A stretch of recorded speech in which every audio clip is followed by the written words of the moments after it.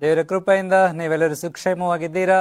ಕುಟುಂಬದಲ್ಲಿ ಶಾಂತಿ, ಸಮಾಧಾನ, ಸಂತೋಷವನ್ನ ದೇವರು ಅನುಗ್ರಹಿಸ್ತಾ ಇದ್ದಾರೆ. ನಿಮ್ಮ ಕಷ್ಟ ದುಃಖಗಳಲ್ಲಿ ಸ್ವಾಮಿ ಪಾಲನ ಹೊಂದಿದ್ದಾರೆ ಹಾಗೂ ನಿಮ್ಮನ್ನ ಕಷ್ಟಗಳಿಂದ ಸ್ವಾಮಿ ಬಿಡಿಸ್ತಾ ಇದ್ದಾರೆ, ನಿಮ್ಮನ್ನ ಅಭಿವೃದ್ಧಿ ಪಡಿಸ್ತಾ ಇದ್ದಾರೆ ಅನ್ನುವಂಥ ನಂಬಿಕೆ ನಿರೀಕ್ಷೆಯೊಡನೆ ಈ ದಿನದ ದೈವಿಕ ಸಂದೇಶವನ್ನ ಕೇಳೋದಕ್ಕೆ ನಿಮ್ಮೆಲ್ಲರನ್ನ ಕ್ರಿಸ್ತ ಯೇಸುವಿನ ಮಧುರವಾದ ಹೆಸರಿನಲ್ಲಿ ವಂದಿಸಿ ಪ್ರೀತಿಯಿಂದ ಸ್ವಾಗತಿಸ್ತೇನೆ.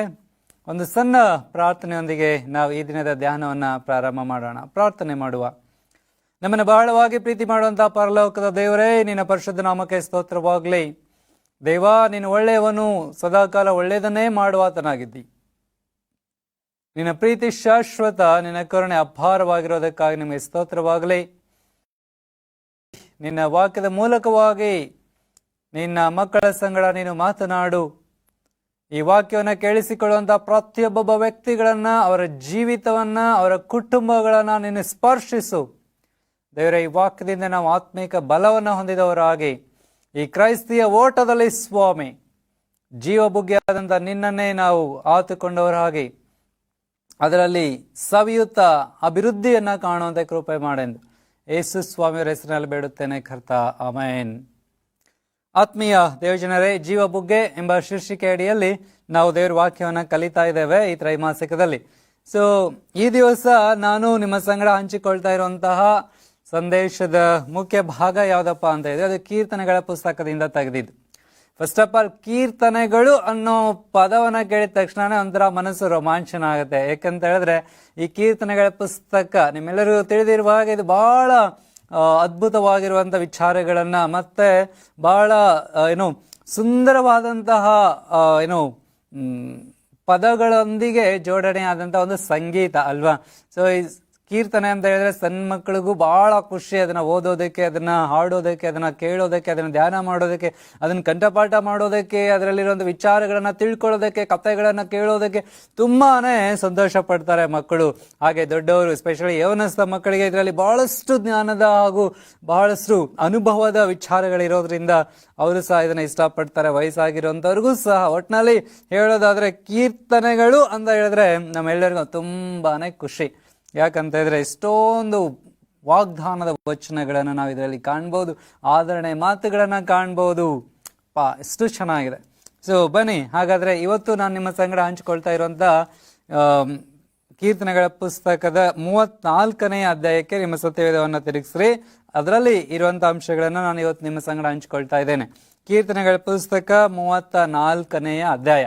ಓಕೆ, ಕೀರ್ತನೆಗಳ ಪುಸ್ತಕ 34ನೇ ಅಧ್ಯಾಯದಲ್ಲಿ ದೇವರು ಬಹಳ ಅದ್ಭುತವಾದಂಥ ಜ್ಞಾನ, ತಿಳುವಳಿಕೆಯನ್ನ ಭಕ್ತರಾದಂಥ ದಾವೀದನಿಗೆ ಕೊಟ್ಟು ದಾವೀದನ ಮೂಲಕವಾಗಿ ಈ ಕೀರ್ತನೆಯನ್ನ ಮಾಡಿದ್ದಾನೆ. ಇದು ದಾವೀದನು ರಚಿಸಿದಂತಹ ಕೀರ್ತನೆ.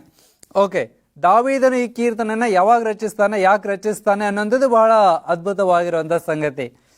ಇದರ ಹಿನ್ನೆಲೆಯನ್ನು ಒಂದೆರಡು ಮಾತಲ್ಲಿ ಹೇಳೋದಕ್ಕೆ ಬಯಸ್ತೀನಿ. ಏನಪ್ಪಾ ಅಂತ ಹೇಳಿದ್ರೆ, ಭಕ್ತನಾದಂಥ ದಾವೀದನು ಫಿಲಿಸ್ಟಿಯರೊಡನೆ ಹೋರಾಟ ಮಾಡಿ, ಕಳೆದ ಸಂದೇಶದಲ್ಲಿ ನಾವು ಕೇಳಿದ ಹಾಗೆ ಆತನು ಗೋಲಿಯಾತನನ್ನ ಕೊಂದಾದ್ಮೇಲೆ ತದನಂತರ ಆತನು ಹೀಗೆ ಅನೇಕ ಸ್ಥಳಗಳಲ್ಲಿ ಆತನು ಸೌಲನೊಂದಿಗೆ ಯುದ್ಧದಲ್ಲಿ ಪಾಲನ ಹೊಂತಾನೆ. ಹೀಗೆ ಯುದ್ಧದಲ್ಲಿ ಪಾಲನ ಹೊಂದಿದಾದ್ಮೇಲೆ ಏನಾಗುತ್ತೆ, ದಾವೀದನು ಡೇ ಬೈ ಡೇ ಆತನ ಕೀರ್ತಿ ಹೆಚ್ಚಾಗುತ್ತೆ. ಯುದ್ಧ ಮುಗಿಸ್ಕೊಂಡು ಹಿಂತಿರುಗಿ ಬರುವಾಗ ಅಲ್ಲಿರುವಂತ ಸ್ತ್ರೀಯರು ಏನಂತ ಹಾಡ್ತಾರೆ ಅಂತ ಹೇಳಿದ್ರೆ, ಸೌಲನು 1000 ಗಟ್ಟಲೆಯಾಗಿ ಕೊಂದನು, ಆದ್ರೆ ದಾವೀದನು 10,000 ಗಟ್ಟಲೆಯಾಗಿ ಕೊಂದನು ಅಂತ. ಒಬ್ಬ ದಾವೀದ ರಾಜ ಅಲ್ಲ, ಅವನೊಬ್ಬ ಸೈನ್ಯದ ಒಬ್ಬ ವ್ಯಕ್ತಿ ಅಷ್ಟೇ, ಅಥವಾ ಒಬ್ಬ ಸೈನಿಕ ಅಂತ ಅನ್ಕೊಳ್ಳೋಣ. ಸೊ ಒಬ್ಬ ಸೈನಿಕನನ್ನ ರಾಜನಿಗಿಂತ ಹೆಚ್ಚಾಗಿ ಹೊಗಳ್ತಾರೆ ಅಂತ ಹೇಳಿದ್ರೆ ಯಾವ ರಾಜನ್ ತಾನೇ ಸಹಿಸ್ಕೊಳಕ್ಕಾಗತ್ತೆ ಹೇಳಿ. ಸೊ ಹೀಗಾಗಿ ಇದರಿಂದ ಸೌಲನ್ಗೆ ದಾವೀದನ ಮೇಲೆ ತುಂಬಾ ಕೋಪ ಬರುತ್ತೆ. ನೋಡಿ, ಇದ್ರಲ್ಲಿ ದಾವೀದನ್ ಏನ್ ತಪ್ಪಿಲ್ಲ ಪಾಪ. ಅವನು ದೇವ್ರ ಅವನಿಗೆ ಏನ್ ಜ್ಞಾನ ಕೊಟ್ಟಿದ್ದಾನೆ, ಶಕ್ತಿ ಕೊಟ್ಟಿದ್ದಾನೆ, ತಿಳುವಳಿಕೆ ಕೊಟ್ಟಿದ್ದಾನೆ, ಅದನ್ನ ಅವನು ಮಾಡ್ಕೊಂಡು ದೇವ್ರ ಮಹಿಮೆಗೋಸ್ಕರ, ತನ್ನ ಜನರ ಒಂದು ಒಳಿತಿಗೋಸ್ಕರ, ತನ್ನ ರಾಜನ ಒಳಿತಿಗೋಸ್ಕರನ ಅವನು ಅದನ್ನ ಮಾಡ್ತಾ ಇದ್ದಾನೆ. ಬಟ್ ಸೌಲನಿಗೆ ಅಲ್ಲಿ ಒಂದು ರೀತಿ ಕಸಿವಿಸಿ ಒಂಥರ ಈ ದಾವೀದನ ಮೇಲೆ ಒಂಥರ ಜಿಗುಪ್ಸೆ ಆಗುತ್ತೆ, ಅಥವಾ ಒಂಥರ ಹೊಟ್ಟೆ ಕಿಚ್ಚು ಬರುತ್ತೆ ಅವನಿಗೆ. ಜಿಗುಪ್ಸೆ ಅನ್ನೋದಕ್ಕಿಂತ ಹೊಟ್ಟೆ ಕಿಚ್ಚು ಅನ್ನೋದು ಸರಿಯಾದ ಪದ ಅಂತ ಅನ್ಕೊಳ್ತೀನಿ. ಸೊ ಹೊಟ್ಟೆ ಕಿಚ್ಚಾಗತ್ತೆ, ದಾವೀದನನ್ನ ಹೇಗಾದ್ರೂ ಮಾಡಿ ಕೊಲ್ಬೇಕು ಅಂತ ಹೇಳಿ ಅವನು ಪ್ರಯತ್ನ ಪಡ್ತಾನೆ. ಹೀಗಿರುವಾಗ ದಾವೀದನು ಈ ಸೌಲನಿಂದ ತಪ್ಪಿಸಿಕೊಂಡು ಆತನು ಅಲಿಯೋದಕ್ಕೆ ಪ್ರಾರಂಭ ಮಾಡ್ತಾನೆ. ಹೀಗೆ ಆತನು ಅಲಿತಾ ಅಲಿತಾ ಆತನ ಏನ್ ಮಾಡ್ತಾನೆ ಅಂತ ಹೇಳಿದ್ರೆ, ಆತನು ನೋಬಕ್ಕೂ ಅಲ್ಲಿಂದ ಗತ್ ಊರಿಗೂ ಆತನು ಹೋಗ್ತಾನೆ. ಇಲ್ಲಿ ಹೋದಾಗ ನೀವು 1 ಸಾಮುವೇಲ 21ನೇ ಅಧ್ಯಾಯದ ವಚನ 12ರಿಂದ 15 ನೀವು ಓದಿದ್ರೆ ಬಹಳ ಚೆನ್ನಾಗಿ ಇದು ನಿಮ್ಗೆ ಗೊತ್ತಾಗುತ್ತೆ. ಅಥವಾ 21ನೇ ಅಧ್ಯಾಯನ ಪೂರ್ತಿಯಾಗಿ ಓದಿ, ತುಂಬಾ ಚೆನ್ನಾಗಿದೆ. ಅಲ್ಲಿ ಏನ್ ಇನ್ಸಿಡೆಂಟ್ ನಡೀತಲ್ಲ ಅದೇ ವಿಚಾರವನ್ನ ಕುರಿತು ದಾವೀದನು ಈ ಕೀರ್ತನೆಯನ್ನು ರಚಿಸ್ತಾನೆ. ಓಕೆ, ಸೊ ಅಬಿಮೆಲೆಕನ ಎದುರಿನಲ್ಲಿ ಹೋದಾಗ ದಾವೀದ ಒಂದ್ ರೀತಿ ಹುಚ್ಚನಂತ ನಟನೆ ಮಾಡ್ತಾನೆ. ಅವನ್ ಹುಚ್ಚಲ್ಲ, ಆದ್ರೆ ಹುಚ್ಚನಂತ ನಟನೆ ಮಾಡ್ತಾನೆ. ಯಾಕೆ ನಟನೆ ಮಾಡ್ದ ಅಂತ ಹೇಳಿದ್ರೆ, ದಾವೀದ ಅವನನ್ನ ಕೊಲ್ಲೋದಕ್ಕೆ ಬೆನ್ ಹತ್ತಿದ್ದ. ಹೀಗಿರುವಾಗ ಆತನು ತಪ್ಪಿಸ್ಕೊಂಡು ಹೋಗ್ತಾನೆ. ಆತನು ಅಗತ್ತೂರಿನ ಅಬಿಮೆಲೆಕನ ಬಳಿಗೆ ಹೋದಾಗ ಅಲ್ಲಿ ಏನಾಗುತ್ತೆ ಅಂತ ಹೇಳಿದ್ರೆ, ಅಲ್ಲಿದ್ದಂತ ಅನೇಕ ಸ್ತ್ರೀಯರು ದಾವೀದನನ್ನ ನೋಡಿ, ಯೂತ್ನೇ ಅಲ್ವಾ ಸೌಲನು 1000 ಗಟ್ಟಲೆ ಆಗಿ ಕೊಂದ್ರೆ, ಈತನ 10,000 ಗಟ್ಟಲೆ ಆಗಿ ಕೊಂದಂತ ವ್ಯಕ್ತಿ ಈತನೇ ಅಲ್ವಾ ದಾವೀದ ಅಂತ ಅವನನ್ನ ಏನ್ ಮಾಡ್ತಾರೆ, ಗುರುತಿಸ್ತಾರೆ. ಇದರಿಂದ ಅವನು ಆ ಒಂದು ಏನು ಅಧಿಕಾರಿಯ ಬಳಿಯಲ್ಲಿ ಆತನಿದ್ದಾನೆ. ಈಗ ಈತನೇ ಆ ವ್ಯಕ್ತಿ ಅಂತ ಗೊತ್ತಾದಾಗ ಆ ಅಬಿಮೆಲೆಕನ ಇವನನ್ನ ಸುಮ್ಮನೆ ಬಿಡ್ತಾನಾ? ಸೊ ಹೀಗಾಗಿ ಅಲ್ಲಿ ದಾವೀದ ಏನ್ ಮಾಡ್ತಾನೆ, ಆ ಜನ ಹೇಳ್ತಾ ಇರೋದೇನು ಸತ್ಯ ಅಲ್ಲ ಅನ್ನೋದನ್ನ ಅಬಿಮೆಲೆಕ ನಂಬುವ ಹಾಗೆ ಆತನು ಜೊಲ್ ಸುರಿಸ್ಕೊಂಡು ಹುಚ್ಚನಂತೆ ನಟನೆ ಮಾಡೋದಕ್ಕೆ ಪ್ರಾರಂಭ ಮಾಡ್ತಾನೆ. ಅದಾದ್ಮೇಲೆ ಅಬಿಮೆಲೆಕನ ಏನ್ ಮಾಡ್ತಾನೆ, ಆಳುಗಳನ್ನ ಕರೆದು ಇವನನ್ನ ಇಲ್ಲಿಂದ ಓಡಿಸ್ರಿ ಅಂತ ಹೇಳ್ತಾನೆ. ಹುಚ್ಚನ ಕರ್ಕೊಂಡು ಬಂದು ಆಸ್ಥಾನದಲ್ಲಿ ಇಟ್ಟಿದ್ದೀರಾ ಅಂತ ಹೇಳಿ ಕೋಪ ಮಾಡ್ಕೊಳ್ತಾನೆ. ಅಲ್ಲಿಂದ ತಪ್ಪಿಸ್ಕೊಂಡು ದಾವೀದ ಹೊರಟು ಹೋಗ್ತಾನೆ. ಸೊ ಹೀಗೆ ಅವನು ತನ್ನ ಪ್ರಾಣವನ್ನ ಉಳಿಸ್ಕೊಳ್ತಾನೆ. ಹೀಗೆ ಅವನ ಪ್ರಾಣವನ್ನು ಉಳಿಸ್ಕೊಂಡಾದ್ಮೇಲೆ ಈ ಕೀರ್ತನೆಯನ್ನು ಆತನು ರಚಿಸ್ತಾನೆ. ಓಕೆ, ಬನ್ನಿ ಹಾಗಾದ್ರೆ ಈ ಕೀರ್ತನೆಯ 1ನೇ ವಚನದಲ್ಲಿ ಈ ರೀತಿಯಾಗಿ ಹೇಳ್ತಾನೆ, ನಾನು ಯೆಹೋವನನ್ನು ಎಡಬಿಡದೆ ಕೊಂಡಾಡುವೆನು, ಆತನ ಸ್ತೋತ್ರವು ಯಾವಾಗ್ಲೂ ನನ್ನ ಬಾಯಲ್ಲಿರುವುದು, ನನ್ನ ಮನಸ್ಸು ಯೆಹೋವನಲ್ಲಿ ಹಿಗ್ಗುತ್ತಿರುವುದು, ಇದನ್ನ ದೀನರು ಕೇಳಿ ಸಂತೋಷಿಸುವರು ಎಂಬುದಾಗಿ ಆತನ ಪ್ರಾರಂಭ ಮಾಡ್ತಾನೆ. ಸೊ ಆತನು ಯಾವಾಗಲೂ ದೇವರನ್ನ ಸ್ತುತಿಸೋದಕ್ಕೆ, ಕೊಂಡಾಡೋದಕ್ಕೆ, ಹಾಡಿ ಹರಸಿ ಆತನನ್ನ ಕೀರ್ತಿಸೋದಕ್ಕೆ ಇಷ್ಟಪಡ್ತಾನೆ. ಯಾಕೆ? ಮತ್ತೆ ಅದನ್ನ ಹೇಳ್ತಾ ಇದ್ದಾನೆ 2ನೇ ವಚನದಲ್ಲಿ, ನನ್ನ ಮನಸ್ಸು ಇವನಲ್ಲಿ ಹಿಗ್ಗುತ್ತಿರುವುದು, ಇದನ್ನು ದೀನರು ಕೇಳಿ ಸಂತೋಷಿಸ್ತಾರೆ. ಮುಂದುವರೆದು 3ನೇ ವಚನ, ನನ್ನೊಡನೆ ಯೆಹೋವನನ್ನು ಕೊಂಡಾಡಿರಿ, ನಾವು ಒಟ್ಟಾಗಿ ಆತನ ಹೆಸರನ್ನು ಘನಪಡಿಸೋಣ ಎಂಬುದಾಗಿ ಹೇಳ್ತಾನೆ. ಸೊ ಯಾಕೆ ಮತ್ತೆ ನನ್ನ ಜೊತೆ ನೀವು ಸೇರ್ಕೊಳ್ರಿ ಘನಪಡಿಸೋಣ ಅಂತ ಹೇಳ್ತಾನೆ. ಯಾಕೆ? ಆತ ನಮ್ಮನ್ನು ಸಹಿತ ಸೇರಿಸ್ಕೊಳ್ತಾ ಇದ್ದಾನೆ, ಕರೀತಾ ಇದ್ದಾನೆ ದೇವರನ್ನ ಆರಾಧಿಸೋದಕ್ಕೆ, ದೇವರನ್ನ ಘನಪಡಿಸೋದಕ್ಕೆ, ದೇವರನ್ನ ಕೀರ್ತಿಸೋದಕ್ಕೆ. ಯಾಕೆ ಅಂತ ನಾವು ನೋಡೋದಾದ್ರೆ ಆತನು ಹೇಳ್ತಾನೆ, ನಾನು ಯೆಹೋವನ ಸನ್ನಿಧಿಯಲ್ಲಿ ಬೇಡಿಕೊಳ್ಳಲು ಆತನು ಸದುತ್ತರವನ್ನು ಕೊಟ್ಟು ಎಲ್ಲಾ ಭೀತಿಯಿಂದ ನನ್ನನ್ನು ತಪ್ಪಿಸಿದನು. ಯಾಕೆ ನಾವು ಆತನನ್ನ ಕೊಂಡಾಡೋದಕ್ಕೆ ಅಥವಾ ದೇವರನ್ನ ಕೊಂಡಾಡೋದಕ್ಕೆ ದಾವೀದನ ಕರೀತಾ ಇದ್ದಾನೆ ಅಂತ ಹೇಳಿದ್ರೆ ಅದಕ್ಕೆ ಕಾರಣ ಇದೆ ಪ್ರೇರೆ. ಆ ಕಾರಣ ಏನಪ್ಪಾ ಅಂತ ಹೇಳಿದ್ರೆ, ನಾನು ಯೆಹೋವನ ಸನ್ನಿಧಿಯಲ್ಲಿ ಬೇಡಿಕೊಳ್ಳುವಾಗ ಆತ ನನ್ನನ್ನ ಎಲ್ಲಾ ಭೀತಿಯಿಂದ, ಎಲ್ಲಾ ಭಯದಿಂದ, ಎಲ್ಲಾ ವೈರಿಗಳ ಕಾಟದಿಂದ, ಎಲ್ಲಾ ತರುವಂತ ದುಷ್ಟರ ಕೈಗಳಿಂದ ನನ್ನನ್ನ ಆತನ ರಕ್ಷಿಸಿದ್ದಾನೆ, ನನ್ನನ್ನು ಕಾಪಾಡಿದ್ದಾನೆ, ನನ್ನನ್ನು ಸಂರಕ್ಷಿಸಿದ್ದಾನೆ. ಆದುದರಿಂದ ಆತನಿಗೆ ನಾನು ಸ್ತೋತ್ರ ಹೇಳ್ತೇನೆ, ಸ್ತುತಿಸ್ತೇನೆ, ಕೊಂಡಾಡ್ತೇನೆ, ನಾನು ಸಂತೋಷಿಸ್ತೇನೆ, ನನ್ನ ಸಂತೋಷದಲ್ಲಿ ನೀವು ಪಾಲನ ಹೊಂದ್ರಿ ಎಂಬುದಾಗಿ ಆತನ ಕರೀತಾ ಇದ್ದಾನೆ. ಪ್ರಿಯ ದೇವಜನರೇ, ಹೌದು, ನಾವು ದೇವರನ್ನು ಆರಾಧಿಸುವಂಥದ್ದು ಯುಕ್ತವಾಗಿದೆ. ಯಾಕೆ ಅಂತ ಹೇಳಿದ್ರೆ, ದಾವೀದನ ಜೀವಿತದಲ್ಲಿ ಅದ್ಭುತವನ್ನು ಮಾಡಿದಂಥ ದೇವರು, ದಾವೀದನನ್ನು ನಡೆಸಿದಂಥ ದೇವರು, ದಾವೀದನನ್ನು ಬಳಸಿಕೊಂಡಂಥ ದೇವರು, ದಾವೀದನನ್ನು ಉಪಯೋಗಿಸಿಕೊಂಡಂಥ ದೇವರು, ದಾವೀದನನ್ನು ಆಶೀರ್ವದಿಸಿದಂಥ ದೇವರು ಇವತ್ತು ನನ್ನನ್ನು ನಿಮ್ಮನ್ನು ಸಹ ಆಶೀರ್ವದಿಸಿದ್ದಾನೆ. ಆತ ನಮಗೆ ಬೇಕಾದಂಥ ಎಲ್ಲ ಅಗತ್ಯತೆಗಳನ್ನು ಆತನು ಪೂರೈಸಿದ್ದಾನೆ. ಹೀಗಿರೋದ್ರಿಂದ ನಾವು ಯೆಹೋವನ ಸನ್ನಿಧಿಯಲ್ಲಿ ಆರಾಧಿಸುವಂಥದ್ದು ಯುಕ್ತವಾಗಿದೆ. ಮತ್ತು ಈವರೆಗೂ ಸುಮ್ಮನೆ ಯೋಚನೆ ಮಾಡಿ, ನಿಮ್ಮ ಜೀವಿತದಲ್ಲಿ ಎಷ್ಟು ಪ್ರಾರ್ಥನೆಗಳಿಗೆ ದೇವರು ಸದುತ್ತರವನ್ನು ಕೊಟ್ಟಿದ್ದಾನೆ. ಎಂದಾದರೂ ಆ ಪ್ರಾರ್ಥನಾ ವಿಜ್ಞಾಪನೆಗಳನ್ನ ನೀವು ದೇವ್ರ ಮುಂದೆ ಸಲ್ಲಿಸಿದ್ರೆ ಅವನ್ನ ನೋಟ್ ಮಾಡಿದೀರಾ? ಅಥವಾ ನಿಮಗೆ ಈವರೆಗೂ ಬಂದಂತ ಉತ್ತರಗಳನ್ನ ಏನಾದ್ರೂ ನೋಟ್ ಮಾಡಿದೀರಾ? ಪ್ರಿಯ ದೇವ ಮಗನೇ, ದೇವರ ಮಗಳೇ, ಇವತ್ತಿನಿಂದ ನೀವು ದೇವರ ಹತ್ರ ಏನೇನೆಲ್ಲ ಬೇಡ್ತಿರೋ, ಏನ್ ರಿಕ್ವೆಸ್ಟ್ ಕೊಡ್ತೀರೋ ಅದನ್ನ ಒಂದು ಡೈರಿನಲ್ಲಿ ಬರೀರಿ. ಹಾಗೆ ಅದು ಪಕ್ಕದ ಪೇಜ್ನ ಹಾಗೆ ಖಾಲಿ ಬಿಡಿ. ನಿಮ್ಮ ಪ್ರಾರ್ಥನೆಗೆ ಸದುತ್ತರ ಬಂದಾಗ ಆ ಪಕ್ಕದ ಪೇಜ್ನಲ್ಲಿ ಡೇಟ್ ಸಮೇತ, ಟೈಮ್ ಸಮೇತ, ಅಥವಾ ಪ್ರಾರ್ಥನಾ ವಿಜ್ಞಾಪನೆ ಸಮೇತ ಅದ್ರ ಪಕ್ಕದಲ್ಲಿ ಬರೀರಿ, ದೇವರು ಏನು ಉತ್ತರ ಕೊಟ್ಟಿದ್ದಾನೆ ಅಂತ. ಕೆಲವು ದಿವಸಗಳು ಅಥವಾ ಕೆಲವು ವರ್ಷಗಳು ಅಥವಾ ವರ್ಷದ ಅಂತ್ಯದಲ್ಲಿ ನೀವು ತೆಗೆದು ನೋಡ್ರಿ, ನಿಜವಾಗ್ಲೂ ನೀವು ಬಹಳಷ್ಟು ಸಂತೋಷಿಸ್ತೀರಾ, ಬಹಳಷ್ಟು ಹರ್ಷಿಸ್ತೀರಾ, ಬಹಳಷ್ಟು ಉಲ್ಲಾಸ ಪಡ್ತೀರಾ. ಯಾಕಂತ ಹೇಳಿದ್ರೆ ಒಂದಲ್ಲ ಎರಡಲ್ಲ ನಿಮ್ಮ ಎಲ್ಲಾ ವಿಜ್ಞಾಪನೆಗಳಿಗೆ ದೇವರು ಏನ್ ಮಾಡಿರ್ತಾನೆ, ಸದುತ್ತರವನ್ನ ಕೊಡ್ತಾನೆ. ಯಾಕಂದ್ರೆ ನಮ್ಮ ದೇವರು, ನಾನು ನೀವು ಆರಾಧಿಸುವಂತ ದೇವರು, ಆತನ ಮಾತನಾಡುವಂತ ದೇವರು, ಆತನ ಕಿವಿಗೊಡುವಂತ ದೇವರು, ಸದುತ್ತರವನ್ನ ದಯಪಾಲಿಸುವಂತ ದೇವರು. ಪ್ರಿಯ ದೇವರ ಮಕ್ಕಳೇ, ಆತನು ಸದುತ್ತರವನ್ನ ಕೊಡುವ ಆತನಾಗಿದ್ದಾನೆ. ನಾವು ಯಾಕೋಬನ ವಿಚಾರಕ್ಕೆ ಬಂದಾಗ, ಕಳೆದ ಸಂದೇಶದಲ್ಲಿ ನಾನು ಅದನ್ನ ಹೇಳಿದ್ದೆ, ಯಾಕೋಬನು ತನ್ನ ಅಣ್ಣನ ವಿಷಯದಲ್ಲಿ ತುಂಬಾ ಭಯಪಟ್ಟು, ತನ್ನ ಅಣ್ಣ ಅಂದ್ರೆ ಏಸಾವನು ನನ್ನನ್ನ ಕೊಂದು ಹಾಕ್ತಾನೇನೋ ಅಂತ ಹೇಳಿ ಆತನು ತುಂಬಾ ಭೀತಿಯಿಂದಿದ್ದ, ಭಯದಿಂದಿದ್ದ. ಆದ್ರೆ ಆತನು ಭೀತಿಯಿಂದ ಇರುವಾಗ ದೇವರು ಆತನ ಭೀತಿಯನ್ನ ತಪ್ಪಿಸ್ತಾನೆ. ದೇವರು ಯಾಕೋಬನ ಸಂಗಡ ಹೋರಾಡಿ ಅಥವಾ ಯಾಕೋಬನು ದೇವರ ಸಂಗಡ ಹೋರಾಡಿ ಯಾಕೋಬನಿಗೆ ದೇವರು ಆಶೀರ್ವಾದವನ್ನ ಮಾಡ್ತಾನೆ. ನಾನು ನಿನ್ನ ಸಂಗಡ ಇದ್ದೇನೆ, ನಾನು ನಿನ್ನ ಅಭಿವೃದ್ಧಿ ಪಡಿಸ್ತೇನೆ, ನೀನು ಹೋಗುವಲ್ಲೆಲ್ಲ ಬರುವಲ್ಲೆಲ್ಲ ನಿನ್ನ ಕೈ ಹಾಕಿ ಮಾಡುವಂತ ಎಲ್ಲಾ ಕೆಲಸಗಳಲ್ಲಿ ಯೆಹೋವನು ನಿನಗೆ ಅಭಿವೃದ್ಧಿಯನ್ನು ಅನುಗ್ರಹಿಸ್ತಾನೆ ಎಂಬುದಾಗಿ ಆತನು ಆಶೀರ್ವಾದದ ಭರವಸೆಯನ್ನು ಹೊಂದುತ್ತಾನೆ. ಆತನ ಭಯ ಭೀತಿ ಎಲ್ಲವೂ ಹೊರಟೋಗಿ ಆತನ ಏನ್ ಮಾಡ್ತಾನೆ, ಮುಂದೆ ಏಸಾವನನ್ನ ಭೇಟಿಯಾಗುವಾಗ ದೇವರು ಏಸಾವನ ಹೃದಯದಲ್ಲಿ ಕಾರ್ಯವನ್ನ ಮಾಡಿ ಯಾಕೋಬನ ಮೇಲೆ ದಯೆಯನ್ನ ಪ್ರೀತಿಯನ್ನ ಹುಟ್ಟಿಸ್ತಾನೆ. ಏಸಾವನು ಬಂದು ತನ್ನ ಸಹೋದರನಾದ ಯಾಕೋಬನನ್ನ ತಬ್ಬಿಕೊಂಡು ಗೊಳೋ ಅಂತ ಅಳ್ತಾನೆ, ಪ್ರೀತಿ ತೋರಿಸ್ತಾನೆ, ಆತನನ್ನು ಅಪ್ಪಿಕೊಳ್ತಾನೆ, ಮುದ್ದಿಸ್ತಾನೆ, ನನ್ನ ತಮ್ಮನೇ ಎಂಬುದಾಗಿ ಆತನು ಎದೆಗೆ ಅಪ್ಪಿಕೊಂಡು ಆತನನ್ನ ಗೌರವಿಸ್ತಾನೆ. ಪ್ರಿಯರೇ, ನಾವು ದೇವರ ಮೇಲೆ ಆತ್ಕೊಳ್ಳುವಾಗ, ನಾವು ದೇವರನ್ನ ಹುಡುಕುವಾಗ, ನಾವು ದೇವರನ್ನ ಆತುಕೊಂಡು ಆತನೇ ಸರ್ವಸ್ವ ಎಂಬುದಾಗಿ ನಾವು ಸಂಪೂರ್ಣವಾಗಿ ಆತನ ಮೇಲೆ ನಾವು ಆತನಿಗೆ ಅಧೀನರಾದಾಗ ಆತರ ಪರಿಸ್ಥಿತಿಗಳನ್ನ ಬದಲಾಯಿಸ್ತಾನೆ. ನಮ್ಮ ವೈರಿಗಳಿಂದ ನಮ್ಮನ್ನ ರಕ್ಷಿಸ್ತಾನೆ. ನಮ್ಮ ಭೀತಿಯಿಂದ, ನಿಮ್ಮ ಭಯದಿಂದ ಆತನ ರಕ್ಷಿಸ್ತಾನೆ. ಹಾಗಾದ್ರೆ ಇವತ್ತು ನಿಮಗೆ ಯಾವ ಭೀತಿ ಕಾಡ್ತಾ ಇದೆ? ಯಾವ ಭಯದಿಂದ ನೀವು ನರಳ್ತಾ ಇದ್ದೀರಾ? ಕೆಲವು ವರ್ಷಗಳ ಹಿಂದೆ ಕೊರೋನಾ ಭೀತಿ ಇತ್ತು, ಆದ್ರೆ ಈಗ ನಿಮ್ಗೆ ಇನ್ಯಾವ ಭೀತಿ ಇದೆ? ಅದು ಯಾವುದೇ ಭೀತಿ ಇರಲಿ, ಅದು ಸಾಲದ ಭೀತಿ ಇರಲಿ, ಸಾಲಗಾರರ ಕಾಟ ಇರಲಿ, ಇಲ್ಲ ನಿಮ್ಮ ಯಾವುದೇ ಸಮಸ್ಯೆಗಳಾಗಿರ್ಲಿ, ಆದ್ರೆ ದೇವ್ರು ಹೇಳ್ತಾ ಇದ್ದಾನೆ ಏನಂತ, ನಾನು ಯೆಹೋವನ ಸನ್ನಿಧಿಯಲ್ಲಿ ಬೇಡಿಕೊಳ್ಳಲು ಆತನು ಸದ್ದುತ್ತರವನ್ನು ಕೊಟ್ಟು ಎಲ್ಲಾ ಭೀತಿಯಿಂದ ತಪ್ಪಿಸಿದನು ಎಂಬುದಾಗಿ ದಾವೀದನು ತನ್ನ ಅನುಭವವನ್ನು ಹಂಚಿಕೊಳ್ತಾ ಇದ್ದಾನೆ. ಇವತ್ತು ಈ ಅನುಭವ ನಂದು ನಿಮ್ಮದು ಆಗ್ಬೇಕಂತ ಹೇಳಿದ್ರೆ ನಾನು ನೀವು ಸಹ ದಾವೀದನಂತೆ ದೇವರ ಮುಂದೆ ನಮ್ಮ ವಿಜ್ಞಾಪನೆಗಳನ್ನ ಹೇಳಿಕೊಂಡು ಆತನಿಂದ ನಾವು ಸದ್ದುತ್ತರವನ್ನು ಹೊಂದಿಕೊಳ್ಳೋಣ. ಹೇಗೆ ಯಾಕೋಬನು ದೇವರೊಂದಿಗೆ ಹೋರಾಡಿದನೋ ಹಾಗೆ ನಾನು ನೀವು ಸತತವಾದಂಥ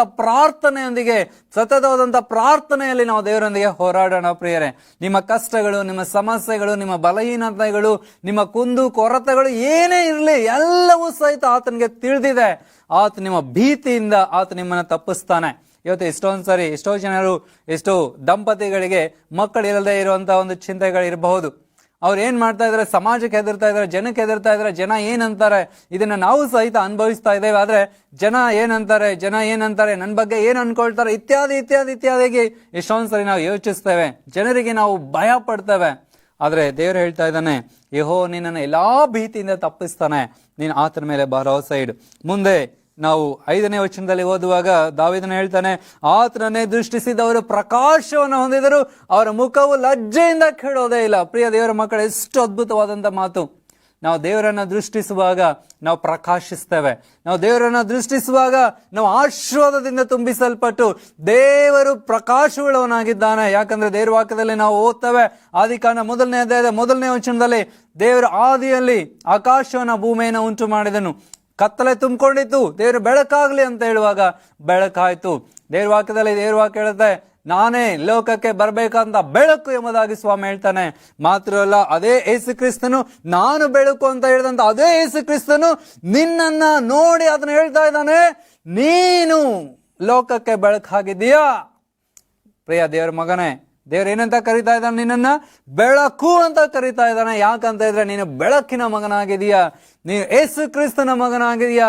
ಬೆಳಕಿಗೆ ಮೂಲನಾಗಿರುವಂತ ಅಥವಾ ಸ್ವತಃ ಬೆಳಕಾಗಿರುವಂತ ಯೇಸು ಕ್ರಿಸ್ತನ ಮಗಳು ನೀನಾಗಿರೋದ್ರಿಂದ ಆತ ನಿನ್ನ ಏನಂತ ಕರೀತಾ ಇದ್ದಾನೆ, ನೀನು ಲೋಕಕ್ಕೆ ಬೆಳಕಾಗಿದೀಯಾ. ಪ್ರಿಯ ದೇವರ ಮಕ್ಕಳೇ, ನಾವು ಲೋಕಕ್ಕೆ ಬೆಳಕಾಗಿರ್ಬೇಕು ಅಂತ ಹೇಳಿದ್ರೆ ನಾವು ಏನ್ ಮಾಡ್ಬೇಕಂತ, ನಾವು ಆತನನ್ನ ದೃಷ್ಟಿಸ್ಬೇಕು. ಆತನನ್ನ ದೃಷ್ಟಿಸಿದವರು ಪ್ರಕಾಶವನ್ನ ಹೊಂದುತ್ತಾರೆ.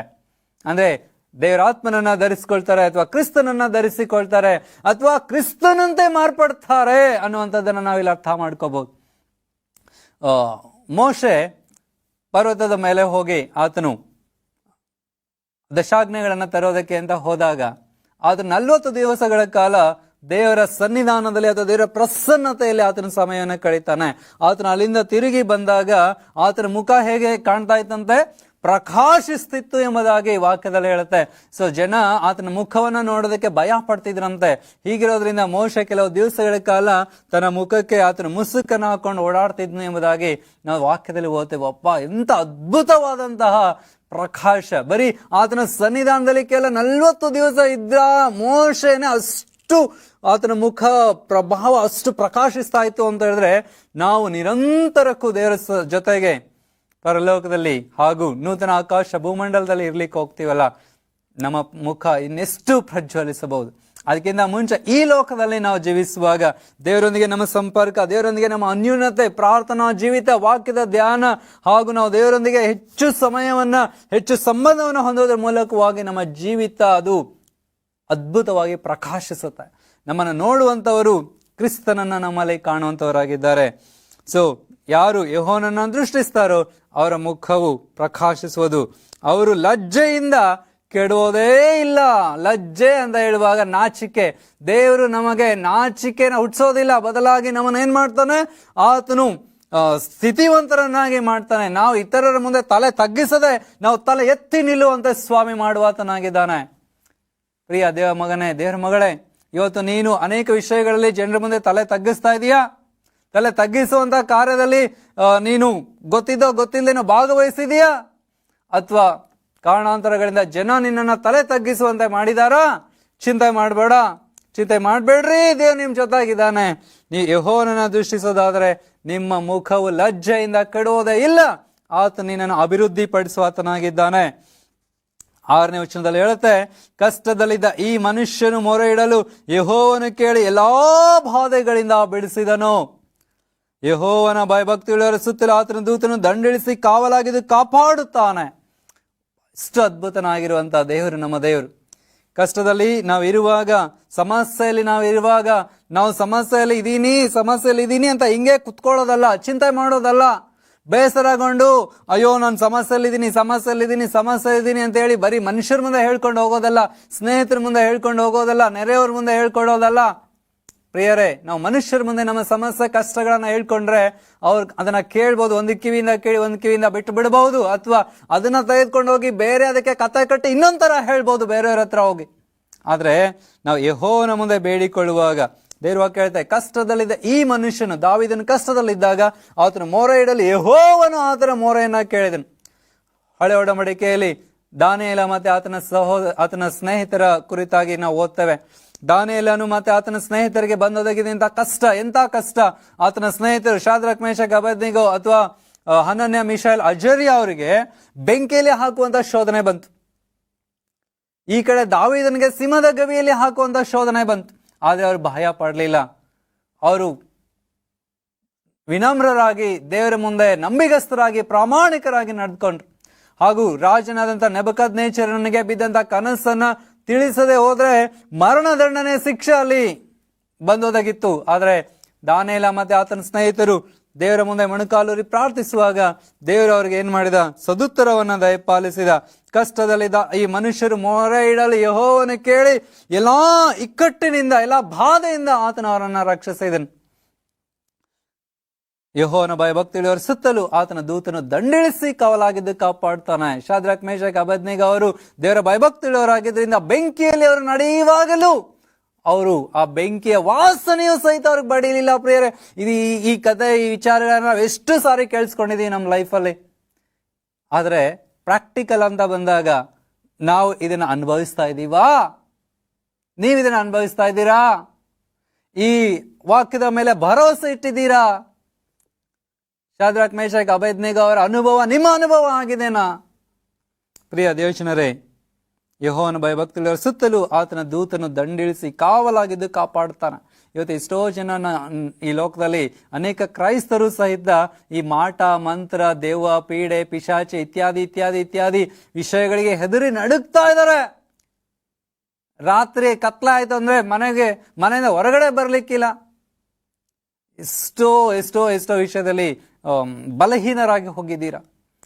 ದೇವ್ರ ವಾಕ್ಯ ಹೇಳ್ತಾ ಇದೆ, ನಾವು ದೇವರಲ್ಲಿ ಭಯಭಕ್ತಿ ಇಳುವವರಿಗಾಗಿ ಜೀವಿಸುವಾಗ ಆತ ನಮ್ಮ ಸುತ್ತಲೂ ಏನ್ ಮಾಡ್ತಾ ಇದ್ದಾನೆ?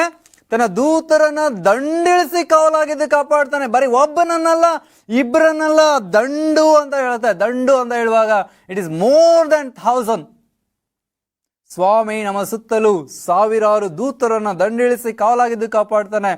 V think that we are treating as a royal in the sight of god.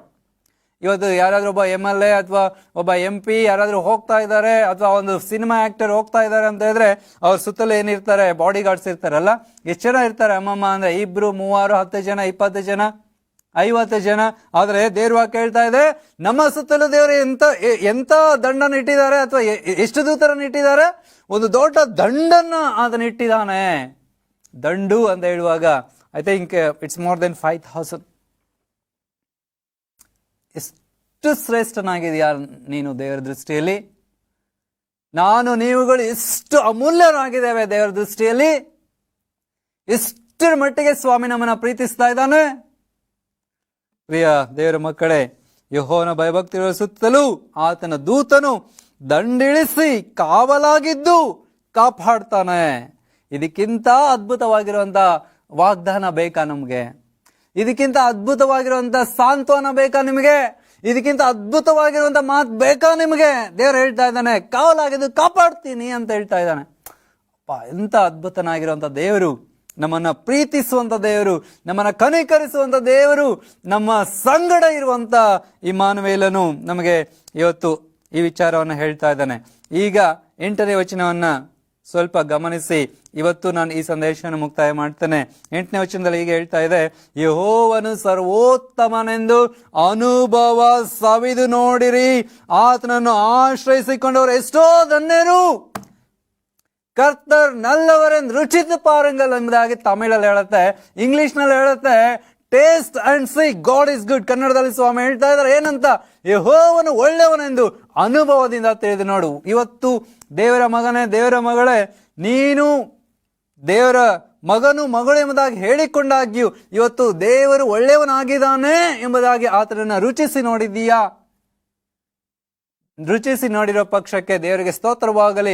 ನಿಮ್ಮ ಜೀವಿತದಲ್ಲಿ ದೇವರು ಎಷ್ಟೆಲ್ಲ ಅದ್ಭುತ ಮಹತ್ಕಾರ್ಯಗಳನ್ನ ಮಾಡಿದ್ದಾನೆ, ಎಷ್ಟು ಸಹಾಯವನ್ನ ಮಾಡಿದ್ದಾನೆ, ಎಷ್ಟು ಕಷ್ಟದಿಂದ ಬಿಡಿಸಿದ್ದಾನೆ, ಸಮಸ್ಯೆಯಿಂದ, ಸಂಕಟದಿಂದ, ರೋಗದಿಂದ, ಬಾಧೆಯಿಂದ, ಇಕ್ಕಟ್ಟಿನಿಂದ, ಬಿಕ್ಕಟ್ಟಿನಿಂದ, ನಿಂದೆ, ಅಪಮಾನಗಳಿಂದ, ನಾನಾ ತರವಾದಂತಹ ಸಮಸ್ಯೆಗಳಿಂದ ಆತ ನಿಮ್ಮನ್ನ ರಕ್ಷಿಸಿ ತನ್ನ ರೆಕ್ಕೆಯಲ್ಲಿ ನಿಮ್ಮನ್ನ ಬಚ್ಚಿಟ್ಟುಕೊಂಡು ಕಾಪಾಡ್ತಾ ಇದ್ದಾನೆ.